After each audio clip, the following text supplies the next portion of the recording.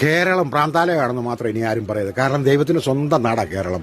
ഏത് ദൈവത്തിൻ്റെയാണെന്ന് മാത്രം ചോദിക്കില്ല. അങ്ങനെ ചോദിച്ചപ്പോൾ അവർ പറയും ഞങ്ങളുടെ, ഇവർ പറയും ഞങ്ങളുടെ, മറ്റവർ പറയും ഞങ്ങളുടെയാണ്. പിന്നെ അടിയായി, വെട്ടായി, കുത്തായി, വഴിതടലായി. അപ്പോൾ ദൈവത്തിൻ്റെ കുണ്ടകളായ പുരോഹിതന്മാരും പൂജാരിമാരും പണ്ഡിത ഉസ്താദന്മാരെല്ലാം കൂടെ മണിമാലയിൽ ഇരുന്ന് കുറേ വിഷത്തിൻ്റെ വിത്തുകൾ വാരി വെതറിയിട്ട് ജനങ്ങളെ തമ്മിലടിപ്പിക്കാനുള്ള സകല പരിപാടിയും നോക്കും. അപ്പോൾ ഈ അധികാരം ഉണ്ടെങ്കിലേ അകത്തോട്ട് വല്ലതും പോകത്തുള്ളെന്നുള്ള കരുതിയിരിക്കുന്ന കുറേ അലുക്കുലുക്ക് രാഷ്ട്രീയക്കാർ അതങ്ങ് ഏറ്റുപിടിക്കും.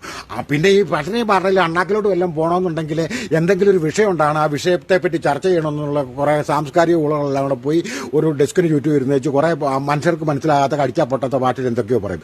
അപ്പോഴത്തേക്കും മൊബൈലും എടുത്തുകൊണ്ട് കുറച്ചെണ്ണം കക്കൂസിലോട്ട് ഓടിക്കയറും. എന്നിട്ട് അവിടെ ഇരുന്നിട്ട് ലോകത്തില്ലാത്ത വൃത്തികെട്ട അശ്ലീല കമൻറ്റുകളും ലോകത്തില്ലാത്ത തെറിയും ചീത്ത എല്ലാം വെച്ചിട്ട് സോഷ്യൽ മീഡിയയ്ക്ക് അങ്ങ് തീ പിടിപ്പിക്കും.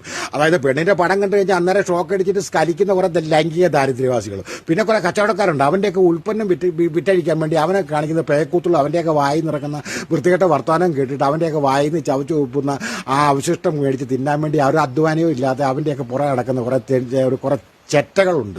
അതുപോലെ സെലിബ്രിറ്റികൾ എന്ന് പറയുന്നതിൻ്റെയൊക്കെ കീഴ്ശ്വാസത്തിൻ്റെ ദുർഗന്ധം സഹിച്ച് അവൻ്റെയൊക്കെ പുറം മൊബൈൽ ഫോണും മറ്റേ ക്യാമറയും അതെല്ലാം ദുഃഖിച്ച് ഓൺലൈനാണ്, മറ്റേതാണ്, ഓഫ്ലൈനാണ്, കോപ്പാണ്, കോടച്ചക്കരമാണെന്നൊക്കെ പറഞ്ഞ് നടക്കുന്ന കുറേ എണ്ണം. ഇവനെ കണ്ടിട്ട് നമ്മൾ വട്ടായിട്ട് നമ്മൾ ചോദിച്ചിട്ട് എന്തുവരെ കാണിക്കുന്ന മര്യാദയ്ക്ക് അധ്വാനിച്ച് ജീവിക്കാൻ പറ്റില്ല, എന്തുവരെ കാണിക്കും ചോദിച്ചു കഴിഞ്ഞാൽ നമ്മൾ താടിയും മുടിയും നീട്ടി വളർത്തി മറ്റേ നടത്തി നടക്കുന്ന കഞ്ചാവാന്ന് പറയും. എന്തൊരു അവസ്ഥയായി നാടിൻ്റെ.